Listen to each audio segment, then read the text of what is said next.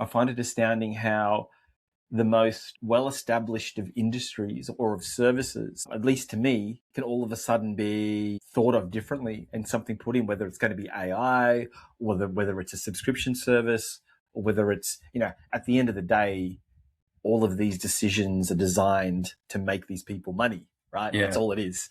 It's not convenience to the client. It's none of that. It's just, we don't want to make these funerals easier for you. We just want to make money through this method.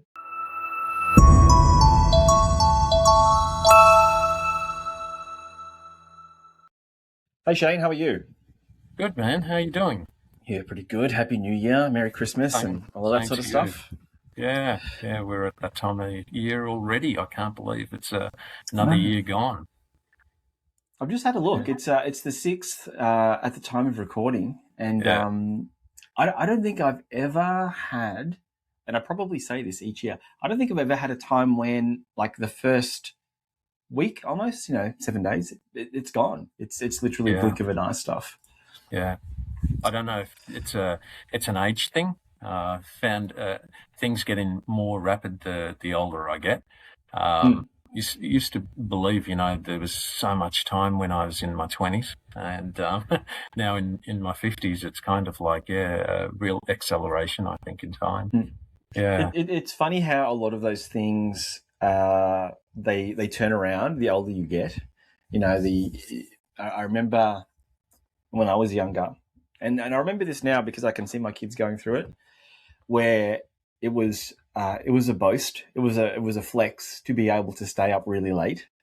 I could stay up till 2:00 or I stay up till 4:00, and I can operate off 3 hours of sleep, and you'll have the occasional 24-hour stint, and you'd be like, I can do this. Like, I'm young.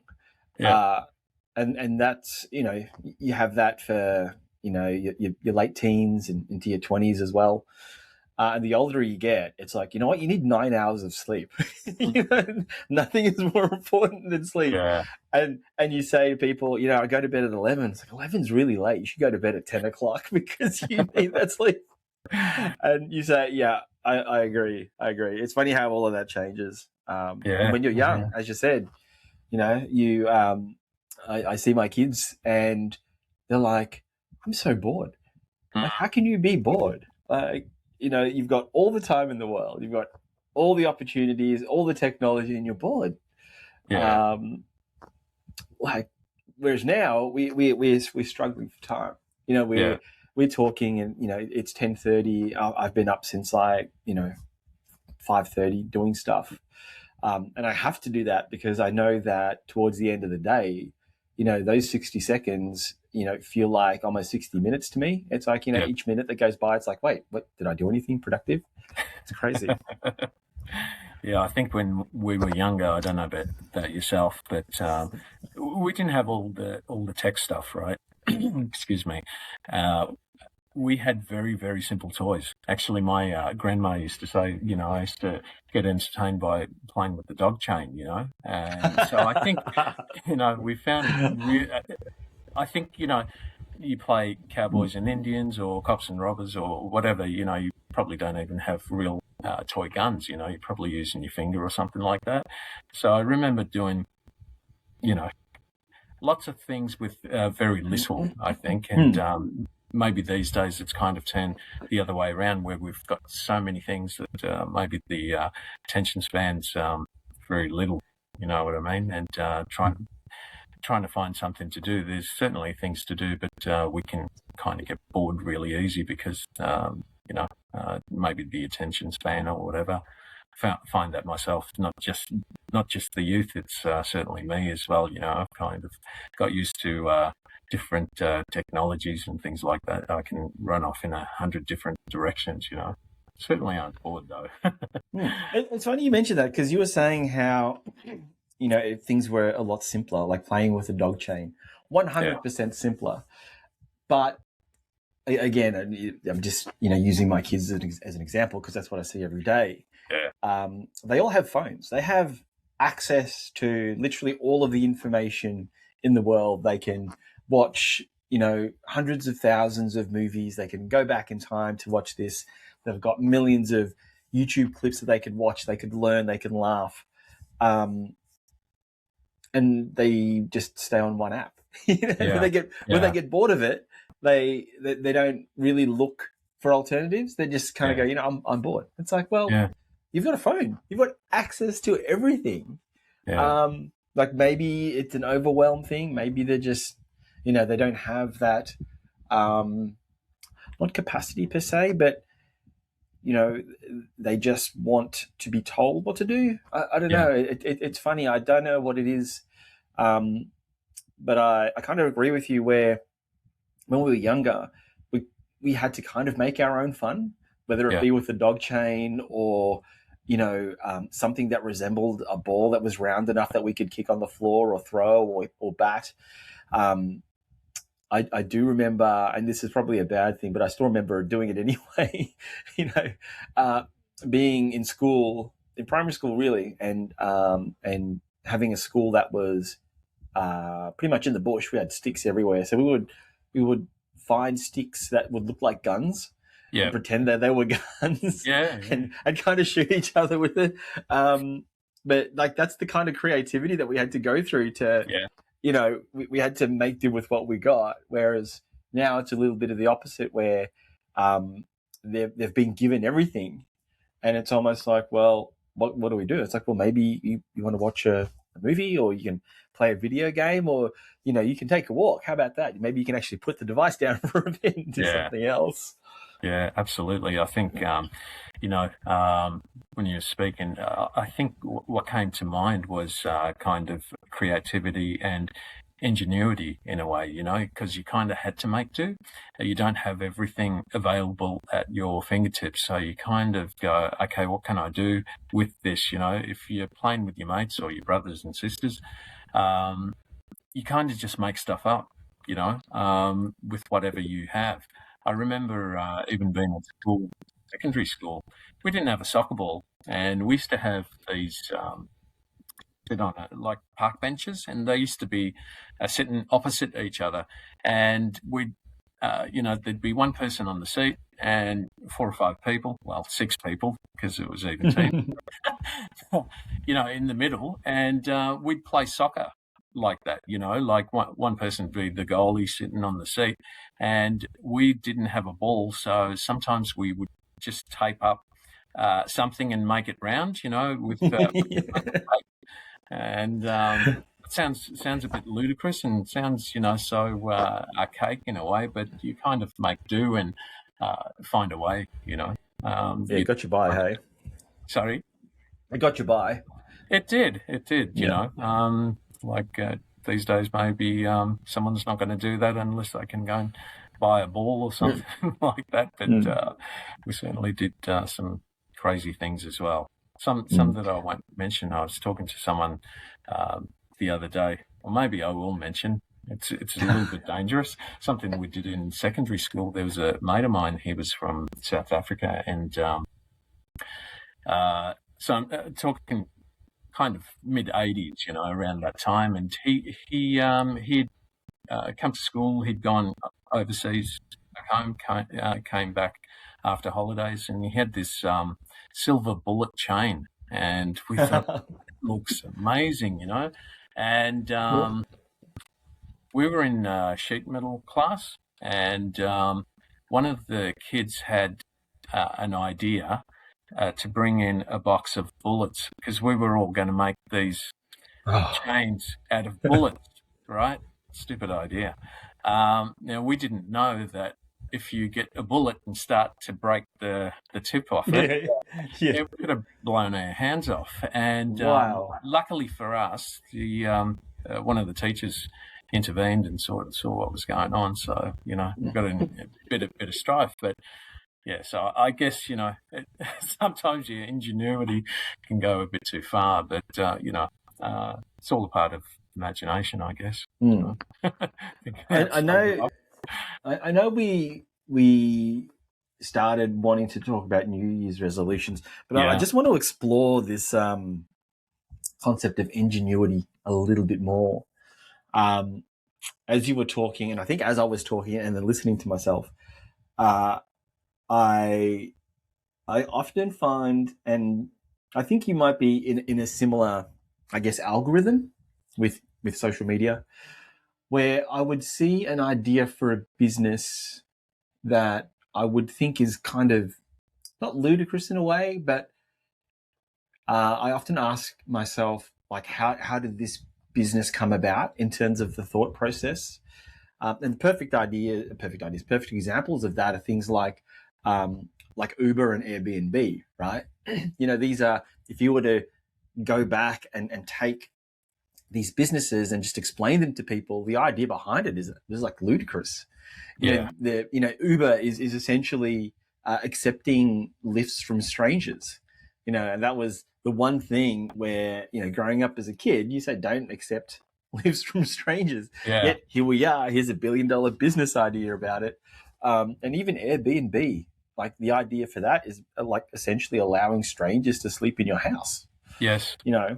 And so I'll occasionally see businesses pop up, ideas and concepts that I think to myself, like, who thinks of this? Like, at what point does either the idea get stopped because somebody said this is stupid, or somebody else has said, you know what, there could be something to this, and then it goes ahead and moves forward.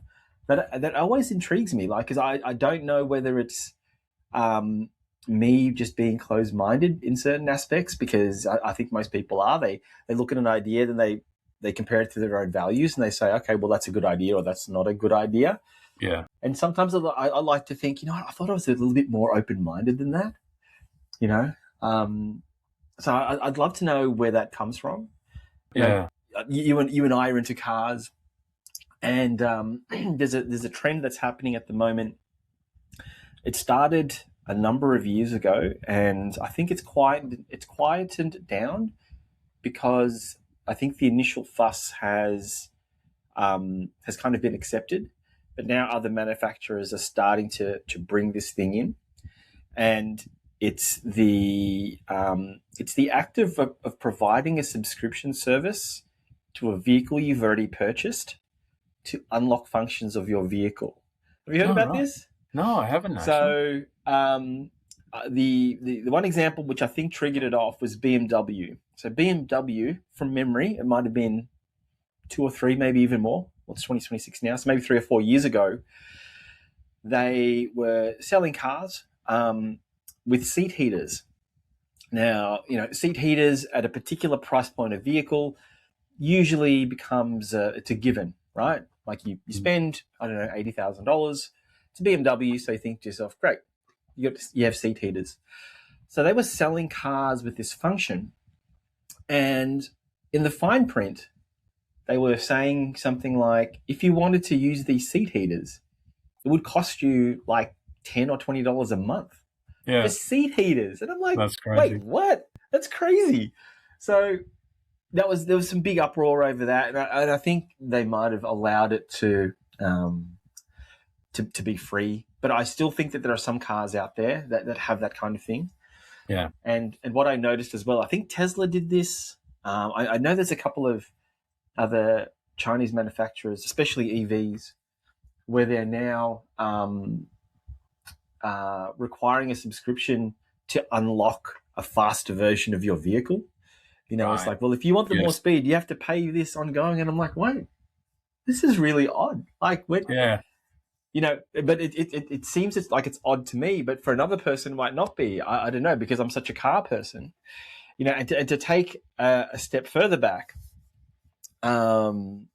which in hindsight I still think is a weird idea, but I can see that in the future it might be something a bit more widely accepted. Now, when I was running a VR company, I was introduced to a whole bunch of different companies that were kind of at the bleeding edge of things, just in general, not so much in tech, but just different ideas, like what I said about Uber and Airbnb and that sort of stuff. Companies that were getting formed to fulfill a not yet known need. You know what I mean? It was very progressive. Yeah.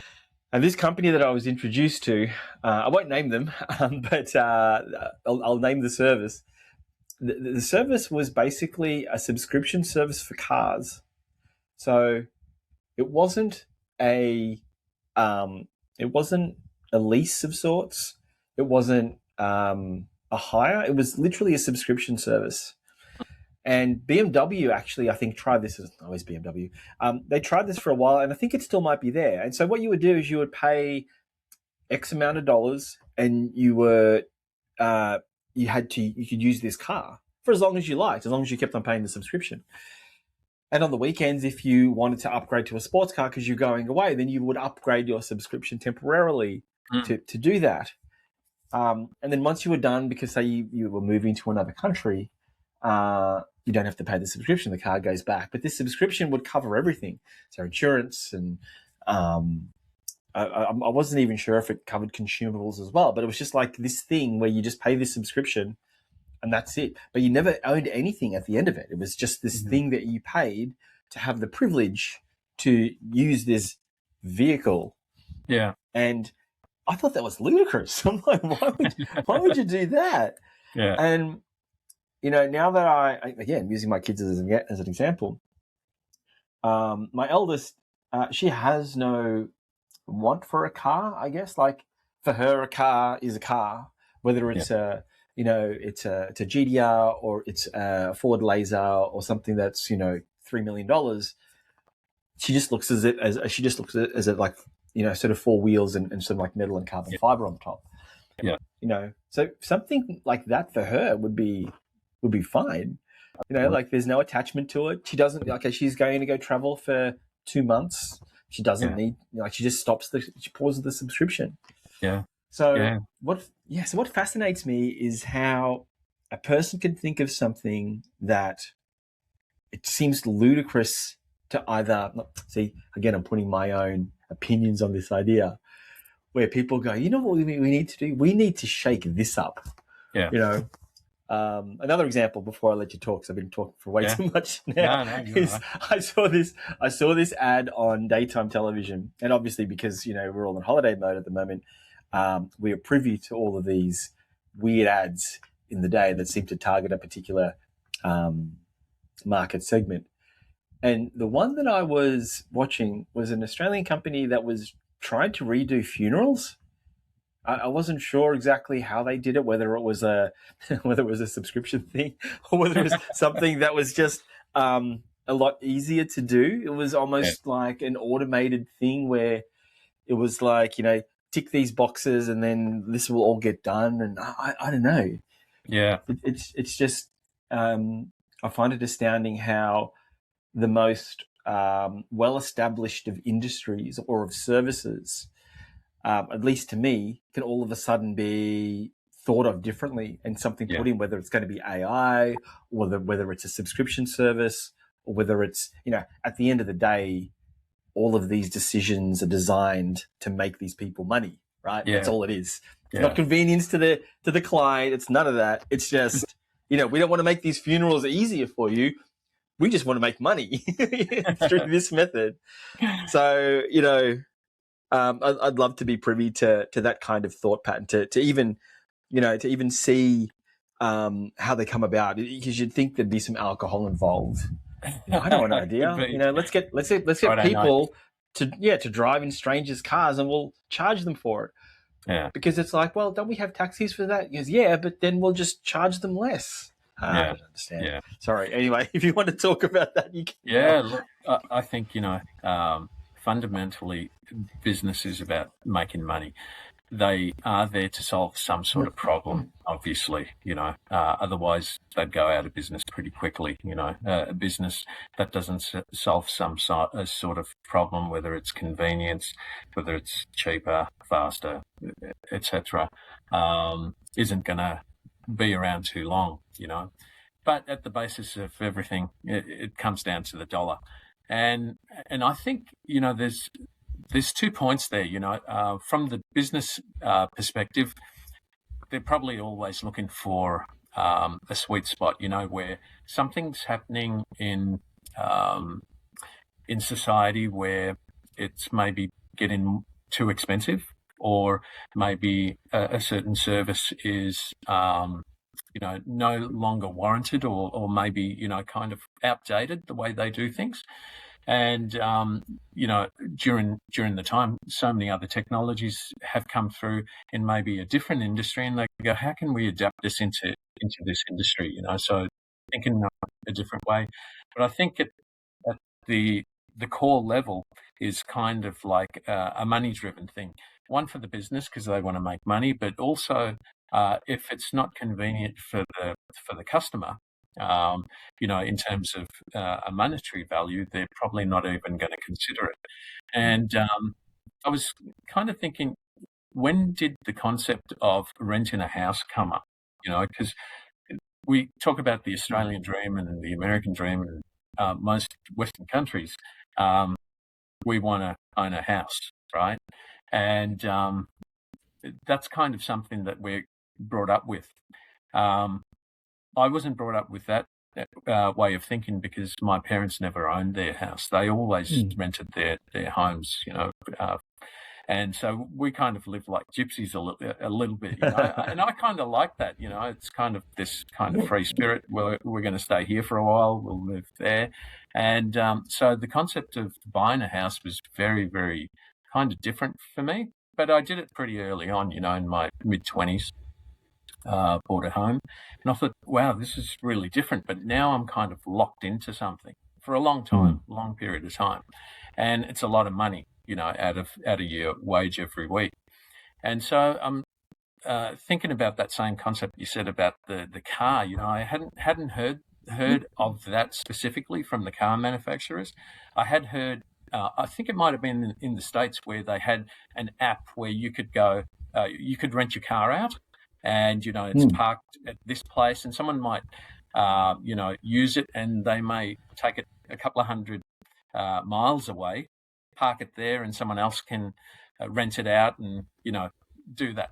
I don't know that much about it. That's pretty much all I know about it, but it's certainly something that was happening. And so I guess our company is going, how can we make it more affordable for people, so it keeps our business alive, but we also get another kind of client base, people that don't want to own the car but want to drive the car, And I know there's a lot of companies that have luxury cars that do the same thing. They may have 20 or 30 luxury cars, and it's kind of like a club. You pay, tens of thousands of dollars a year to be in this club, and you rent out the car, and you might change the car every couple of months or something like that. So I would presume, a company like maybe BMW or some of the better known higher end kind of cars or makes, kind of thinking, how can we ensure longevity with our company? Because yes, we've got expensive cars and we've got buyers that can afford that, but things are going higher and higher. How can we ensure that the other 80% that can't afford one of these cars, how can they, without actually having to own it, I guess, but they're going to pay us this monthly subscription? I think it's kind of ingenious in a way. It's kind of looking at a different kind of avenue that hasn't been explored before. And there could be uproar, like you were saying about the if you want these features in the car, you've got to pay a monthly subscription. When I think about that, I think, okay, does that mean that, say we manufacture a car, it's got all the stuff already in the car? That would mean that it brings your costs down. As you know, when you've got different models, it's going to cost more because you're slowing the line down and changing things. If you built just one car with all the features in it, but it meant that I had to just flick a button if you're paying a subscription or something, and you've got access to that now, or you don't, and the features are already there, that might work out better for them financially, perhaps. So I don't know the model, but I'm just kind of thinking maybe that's behind their thinking, that if we streamline this and we just put this out like the Model T Ford, you could only have it in any color as long as it was black. We're just making one car, that's it, that's what you get. So it kind of keeps costs down for them, they might sell the car at the same price premium that they normally do, but if you're renting it, you've got these restrictions unless you pay this subscription as well. That might be attractive to someone that doesn't actually want to pay a premium price to go and get a loan for it, or a long-term lease or something like that, or whatever it is. Yeah. Yeah, Could be I'd a love good to know. option. Yeah, I'd love to know where that sort of line of thinking comes from. I remember I had a discussion with a friend a couple of years ago, and admittedly, I let my ego get in the way at the start and actually walked it back, and I apologized to her. And we were talking about, it wasn't even specifically about ways to make money. It was a discussion about, I think it was just jobs in general, and how she said that she wanted to start a business picking up dog poo. Yep. And I'm like, what? And not being in the industry, I totally knee jerked, and like I didn't go ham at her, but I'm like, oh wait, I don't understand. And again, I'm using my own values and opinions on this, because like my dog is tiny, and his poos are like this big, and there's no way I'm gonna get somebody to pay someone to pick up that crap. Anyway. After I checked myself and I said, hey, look, I didn't mean that. I did some research on it, and I found that in America, there are some people that are making a lot of money picking up other people's dogs' crap, and this was in US dollars, and some were making six figures. And there was a guy that had kind of started his own little, it wasn't a franchise of sorts, but he had other people doing it for him, and he was making millions of dollars. Like, you can't knock that, but it's one of those things where, before we hit record, we were talking about a podcast where a guy he was like doing 80 different things at once, right? Or it was you, wanting to try all these different things, and like what makes things stick at what doesn't. What's an idea that that comes up, and for you meaning me or whoever, you think about it and go, that's a stupid idea. But then for another person, they're like, no, that's a brilliant idea. It's obviously based off your opinions and your experiences and everything else. But I think I'm so heavily tech focused on certain things, and I didn't even know that side. And my experience of dogs only comes from having a Chihuahua that's full grown at 4 years old, super low maintenance. I've seen dog craps that are actually bigger than him, so I get it from that aspect. So it's interesting to me to see where people have actually made money with it, with certain ideas. I think another one, I might have mentioned this to you before. I had a client many years ago, and he was making a lot of money, and his business was essentially going around and buying, I think it was very specific. It was front and back bumpers and headlights of cars, and that was it. He had this massive property. It was in the industrial area, so it wouldn't have cost him too much. And he had hired like the cheapest labor he could find that could basically drive a car, and that could basically pick up these items. And he would basically scour Facebook and Gumtree and all of these different sites, and he would go, I want you to go around here and pick all these up. And a lot of the times he would buy them off people for $50 because they just wanted to get rid of them, and so he would outlay what would seem to be quite a little bit of money. Let's just say he bought 100 bumpers and they're like $50 each. Like there's a little bit of money there. But what he would do is he would get them, he would fix them, and then he would then work with insurance companies. And so car insurance companies, depending on who it was, they would have certain policies on things where, if your car is X amount of years old, we can't replace the item because either they don't make the item anymore, or if we were to supply you with a new item, your car would be deemed a write-off because the value of that item is worth more than your car. Yeah. So his headlights and bumpers would be alternatives. So he would then sell them to the insurance company at at a rate that was 10x what he had paid for them. Yeah. And that's including that's taking into account the labor of having someone to drive around and pick them up, of the extra time that it would take to get these same people to say polish up the lenses so they look all shiny, and then he did sort of removed all those out, and he made a lot of money.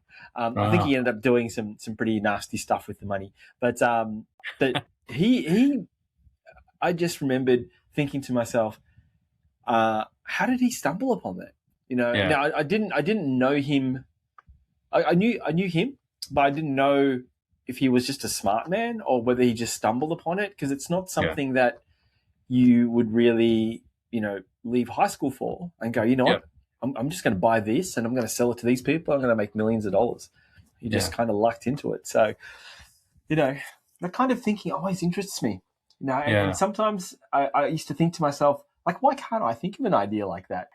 Even if I could, maybe I don't have the execution to pull it off, but just to have, the kind of creativity come in. Maybe I'm thinking a little bit too creative, whereas creativity in itself might be not thinking how everybody else is thinking, but thinking in a way that is like almost absurd to stand on your laurels and go, hey, I think this is a good idea, where everybody else is saying to you, nah, man, you're an idiot. Like, that's a dumb idea when you come thinking like that.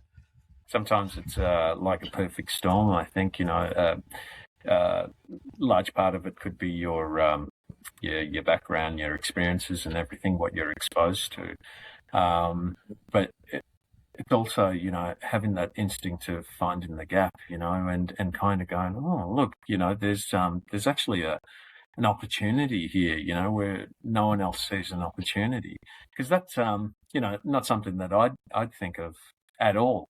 But he must have had some exposure, I guess, or maybe he, knew someone in the industry, in the insurance industry, that said, this is what we pay for this, and he probably thought, what, I can supply that a lot cheaper, and make a lot of money, a lot of margin, and it's probably looking for those gaps. Like even this, AI thing that I stumbled upon a few months ago, which it's taken a little while in Australia to kind of get off the ground. I mean, it's really good technology, but sometimes things are so new, people go, oh, that's really cool, but it's not for me, or it's not kind of normalized enough, where people just kind of jump to it, or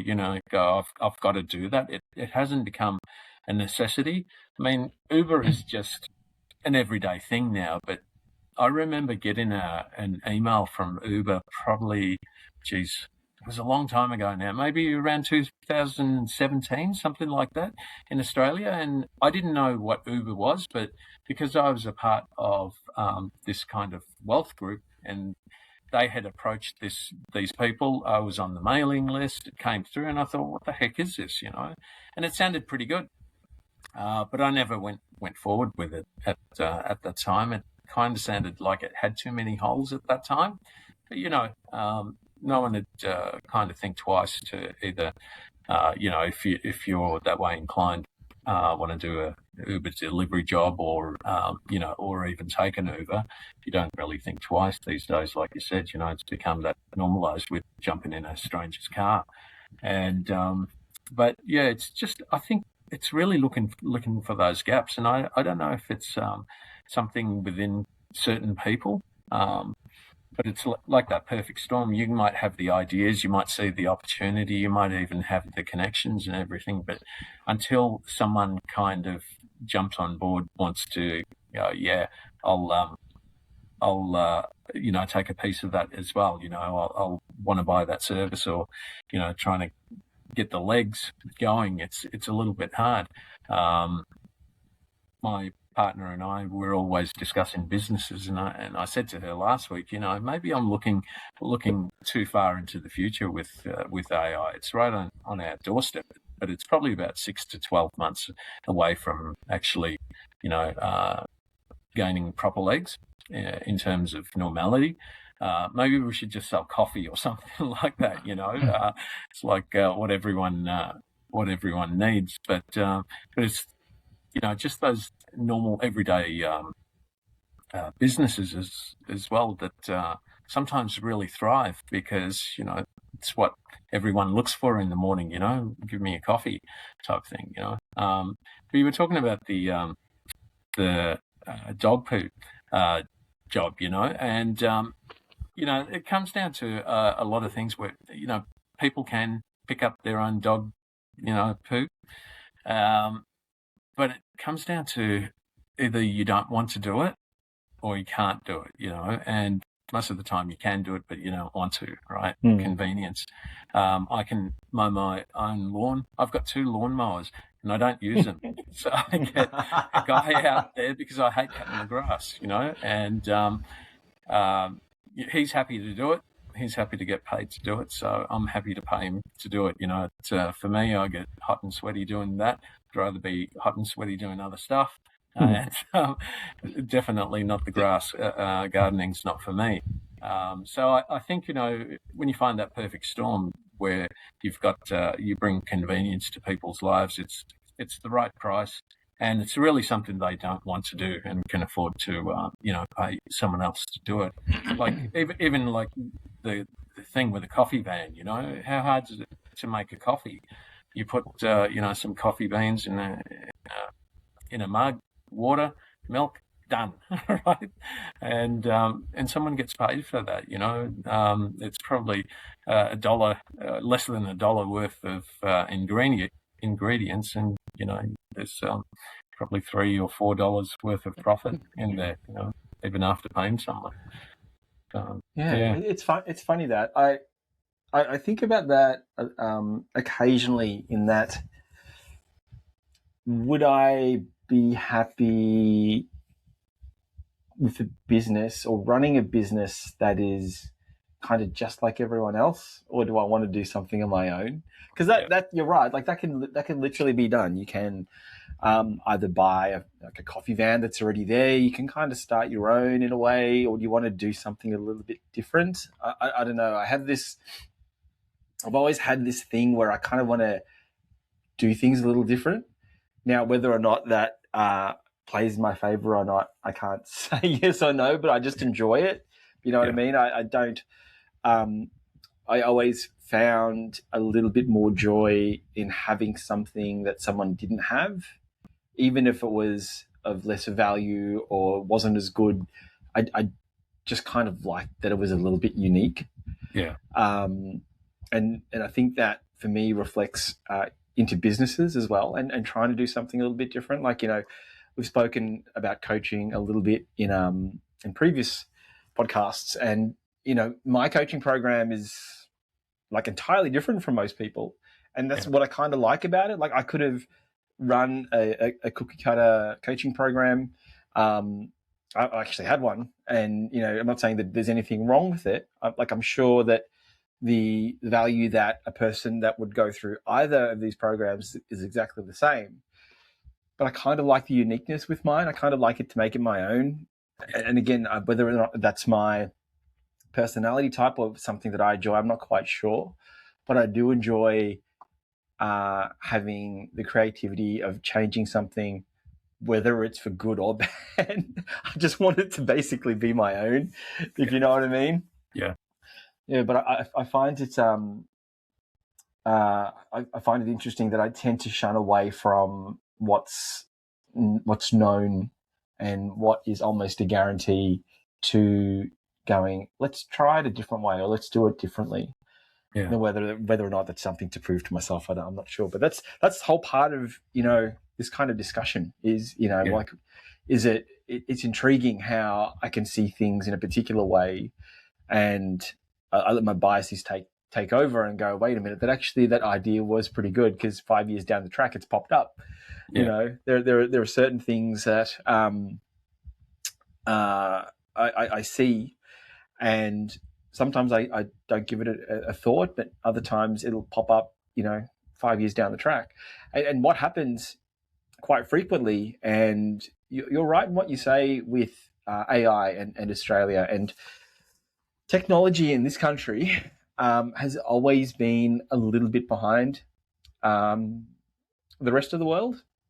I know I tried to sell VR, and I did so for many years, and we did get some business from that, thankfully. But it was a struggle in that, even though the tech was a little bit more mature in other parts of the world, trying to introduce it into Australia was always a little bit difficult. Like I always thought and felt that the country as a whole was a little bit more sheepish as it came to technology. I'm not saying that we don't have great companies here that lead certain things. We most likely do, and we actually do. But from a consumer point of view, so say, if you're trying to target the average mum and dad or the small business or something like that, they're a little bit reluctant to kind of jump in, if the technology hasn't been proven here. Even if you say, look, in America, this is what they're doing, or this is in Europe, this is what they're doing, or parts of Asia, they're like, yeah, but I don't want to be the first. There's that, there's that Uber story that you're talking about where you are quite happy and taking one, and other people are like, I'm not really sure about this. Like, what if the car blows up, or what if what if I get kidnapped? Yeah. There are these things there, and I think that there's a little bit more of an apprehension. Generally people would rather like to feel safe and go, well, I'm happy doing what it is that I'm doing now. I don't really want to take that risk now. Yeah. Even if the risk is a short-term spend, which could then turn into a long-term save, they're just like, what, I'm happy doing what it is. I'll hire an extra person. I'll just forward it to my voicemail, or I'll just have my website do it. I don't know what it is. Yeah. But there just always seems to be that feeling in this country of that, and I don't know if it'll ever change. I don't think it will. I don't think it's in our culture. There's a thing that Australians are always, what is it, happy-go-lucky. There's that, not really care kind of attitude, and that kind of, right. And that's, yeah, she'll be right, and that's kind of how it is. In technology as well. And look, there'll be some people that will just say, no, that's not the case, and they're entitled to their own opinions. Yeah. But that's what I've seen in trying to sell tech. There are some absolutely brilliant minds that are doing cutting edge things, but it's almost a case of where if they really want to grow, they have to go overseas. It's difficult to try and get an idea off the ground here and try and get it to thrive. I'm not saying it's never happened, but if they want true growth, they kind of ship it up and then they bring it up overseas and see if it goes over in America. Yeah. So it's no, I definitely feel your pain there when it comes to AI, because AI is wonderful. Like I don't, it's funny because there's almost a feeling that I'm starting to get where AI is the Ozempic to losing weight. That's what I'm feeling. Where people use it all the time, but sometimes they're not willing to admit it. It's like, this is a brilliant course. This piece of content is brilliant. Like, I love how you've done that. Because, it just took me a while to think of it. But they're not willing to admit that they use AI. So there's a little bit of AI shaming, I guess is probably a word. There'd be something similar along those lines for sure. In a similar way to people go, wow, how did you lose all that weight? Oh, well, I stopped eating this and I exercised more. It's like, what are you talking about? You just use Ozempic. Just admit it. There's nothing to be ashamed about. Yeah. And I think that once there's a bit more of an acceptance to AI, because it is, I think what another issue is with it is that it can be seen in two different lights, like AI. AI is like this awesome, wonderful thing that can create content and that can make our lives better and all this sort of stuff. And it does, and it can. And at the same time, it's like, here's AI and it's going to take everyone's jobs and no one's going to have a job. And, you're now going to have to find another skill that you've not ever learned before because AI is now doing it. So there's this thing with it that people can appreciate it. Yet at the same time, it's like at what cost? You know what I mean? Yeah. It's a similar argument to people saying how they don't like slavery and you shouldn't do this and you shouldn't do that and child labor and blah blah blah. Yeah. And then they say, well, look at your iPhone. Your iPhone's a Yes. product of that. Yeah, 100%. it's almost that same sort of argument there. So Yeah, absolutely. it's interesting. It's interesting, and I'm not sure exactly how it's going to play out, honestly. Yeah, it's a little bit of tunnel vision, what you said there. I had the same discussion just over the weekend, actually, both for AI and also the, child labour, if you like, slave labour or whatever you want to call it. And without going too far into it, it's kind of like you're kind of damned if you do, damned if you don't, because at the end of the day, right, if you boycott companies that are, I'm not for child labour. Let's get that straight. But what I'm trying to say is, if you take that, whatever it's, how they're getting paid, then they're not going to have anything at all. So I'm not sure what the perfect scenario is. It would be that they don't have child slave labour and they pay their people properly. But how you get that to happen, I don't know.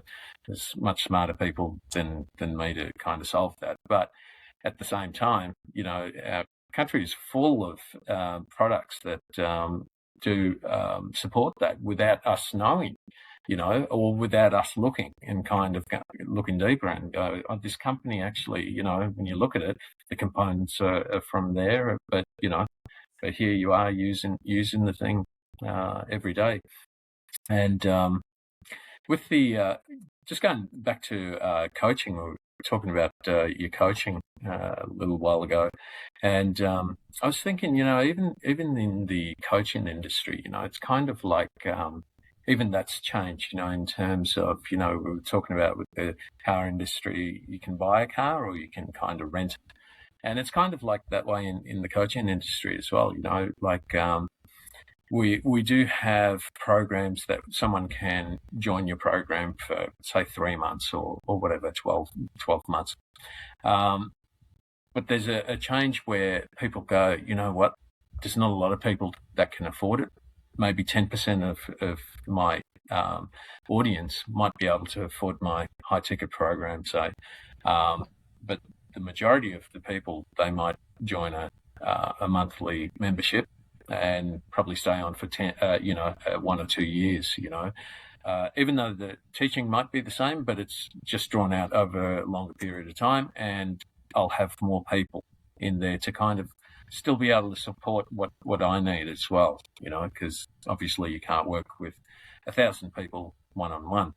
But I could probably do that in some sort of membership and give people as much value as I can and help, So, so at some point, someone must have had to have thought of that, how do I get more people in that I can help more people, but also make it affordable so they can get the help they need, but it's also affordable for them. So one day, maybe they'll be able to afford my high ticket program where we're working one-on-one or in a small group or something like that, and that's a change that I've seen over the last maybe 5 to 10 years, I guess. That's become much bigger, where memberships seem to be the way to go. And I guess a huge part of our culture anyway, it's how do we make this all affordable?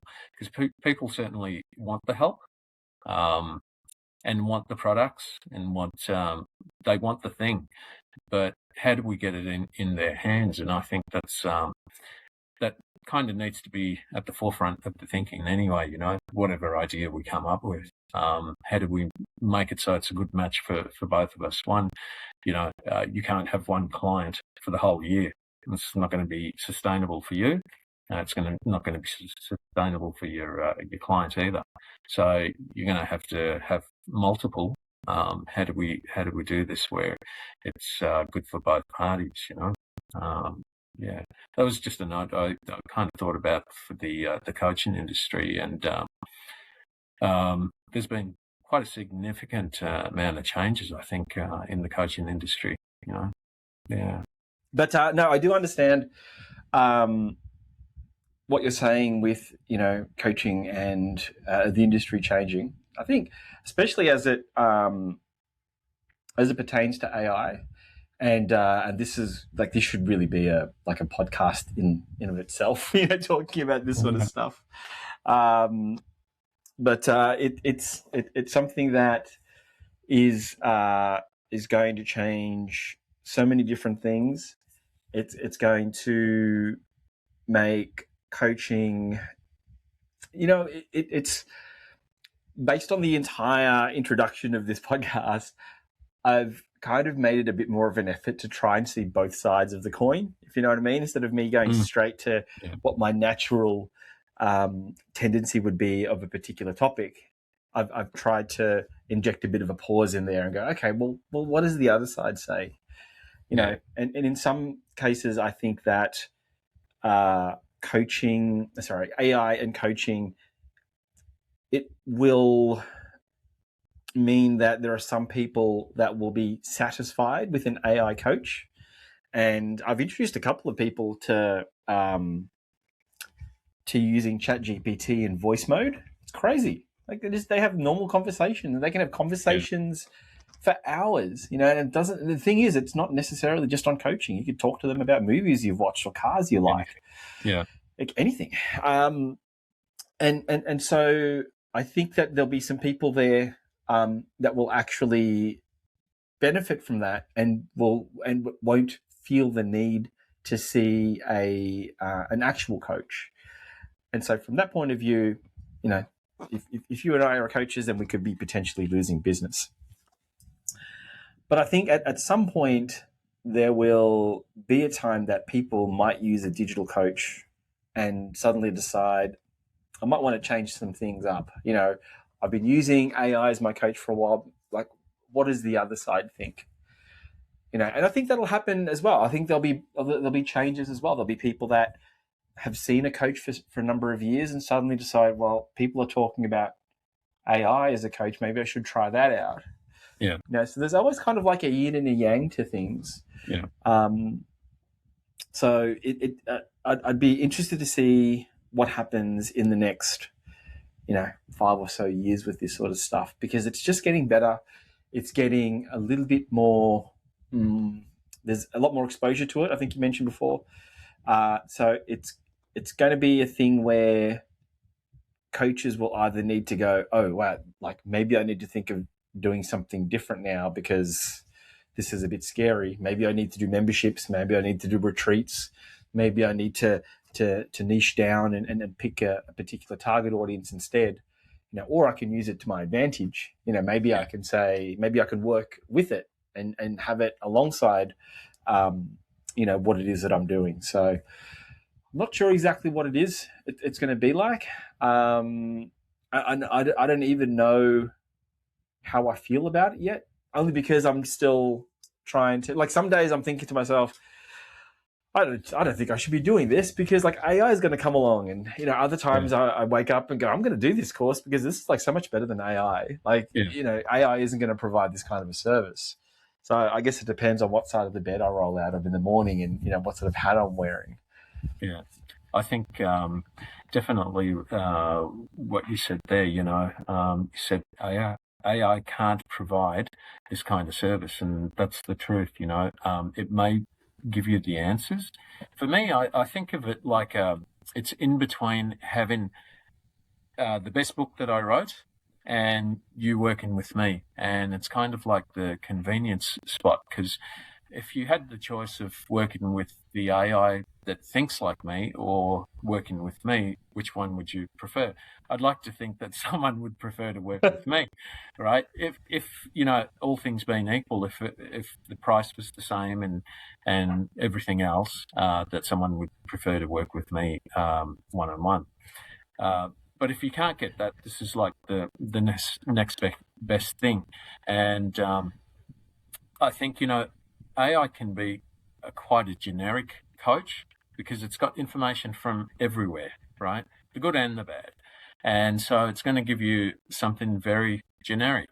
And I think the sweet spot for coaches like us is to have your own AI where you program it with the way you think. So it means the people that can't afford to work with you can, in some aspects, rather than them reading your book or your ebook, maybe they can just talk to your AI instead. And when they're at a point where they can afford your services, then they do. But in the meantime, they're working with something that's the next best thing.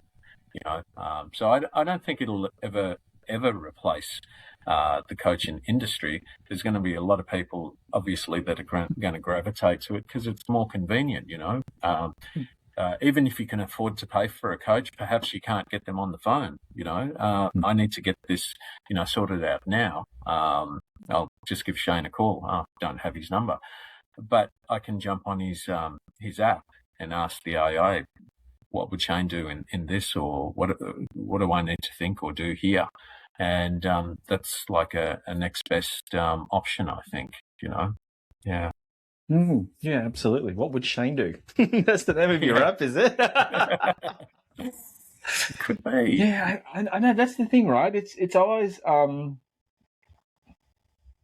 I'd love to know at what point will a person have to make that decision, but if there is that decision, because ultimately, it's not really just a coach. It's basically any sort of service where if the message is from you directly, or if the message is from AI, the outcome, would it be the same? I don't know. There's a thing that is related to rapport, where it's, are you going to be, as a person that specifically needs a coach, will you be more effective talking to a human about a human telling you what to do, or do you have enough self control, self-awareness to follow through with what AI coach tells you to do? You should try and do this. And I think from the immediate time of reading, I think most people will be like, oh yeah, I get that. I understand what the AI coach is telling me. I understand what Shane's telling me. It's probably a bit later on down the track, where it could be weeks or months, where it's like, okay, so where am I now in this journey of mine, using a coach? Like, am I closer to what it is? And it does come down to, if there's someone on your back, i.e. you, calling the person up and just checking in and seeing how's it going, versus AI coach, where they might not have set reminders up. They might have had that initial discussion of, you have to do this, you have to journal, you have to meditate, you have to, and then maybe the first week is fine, and then the second, third, and fourth week they've not done anything. So I think I've answered my own question in explaining it. I think it's, which I think is good, because I was getting a bit bleak there, Guy, because I have used Coach AI, and sometimes the stuff that comes out of Coach AI is like, wow, like that's actually really good. Yeah. But the idea of a coach is to have somebody on you, or have a group of people on you, to say, hey, you told me you were going to do this. How far off into it are you? Yeah. And if you cower down and go, oh, okay, well, I haven't gone too far, then you probably don't need a coach. Like, that's probably not it. You're probably not serious enough to go ahead with this goal that you want. So I think that's probably at least a good angle with which to kind of attack that, because I think at some point coaches will need to address that full on, right? There's going to be all these people going, why should I see you? Because I could just chat about this in AI or whatever. It's like, well, is AI going to push you? Maybe at some point, but there are times as well where I get notifications on my phone, I just completely ignore them. It could be the same. Yeah. And I don't feel bad at all that, I've just told my phone to shut up, or I've just wiped that, I've swiped that. Whereas if it's you, like an actual human coach calling you up, sending you messages, are you okay? And then after, the third non-response, it's like, are you alive? ? He'll feel like, oh, now I've got to fess up to Shane and say that, I haven't done those 3 things that he wanted me to. So, okay. All right, Shane. It's an hour before. Unless now, you want to say anything before we? Yeah. So wrap I this was up? going to just speak on that. Actually, so I think that is the difference. The accountability, that you get with a coach or any human being, really. And I have had my AI say to me, "You said you were going to do that, and you didn't." But I didn't feel that guilty, about it. Yeah. And I said, "Yeah, you're right. But let's do that tomorrow or whatever, right?" So I think anyone that's going to work with a coach. I know we've been talking about different industries as well, but right now we're talking about coaching. But with that, there's going to be a large part where someone wants to do it, even if you're a coach working with someone and someone doesn't want to have any kind of change. They'll go, "No, I didn't do it." Guess what? Next week they probably won't turn up. They're going to bail out or whatever because they didn't want it enough or whatever it was, the desire. So, but the thing is, yes, there is someone there to push you, keep you accountable, and keep you on track.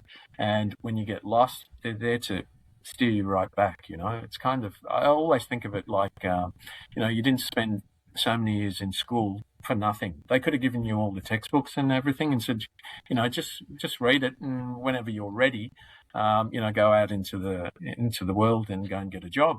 But every day you turned up to school, had to go through the classes, had to do it, minute by minute, and learn everything. And at the end of the week, you probably had to hand in homework or whatever to show that you're actually learning and you're making progress.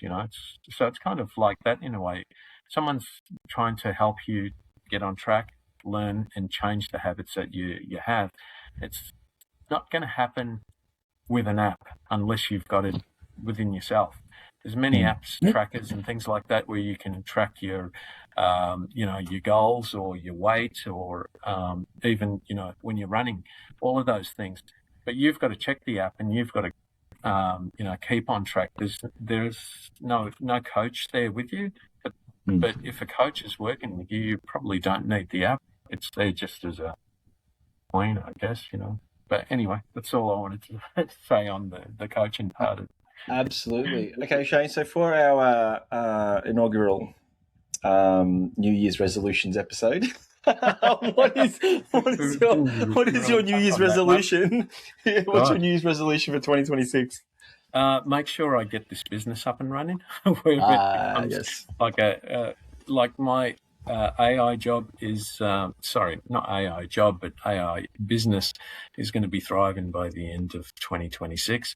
It might take a little while in Australia, but so be it. And, well done. And where can people find out more about that?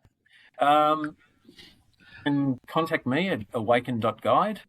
Yeah, at this stage. At this stage, okay. And my resolution for 2026 is similar to yours, is to get my coaching business off the ground. It's going good, actually. And if you want to find out more or register, you can go to rebootplayer1.com or send me an email, dex@thedecafnetwork.com. Thank you very much, Shane. I will speak to you in a week or so. See you, man. All right, buddy. Take care. Bye. See ya.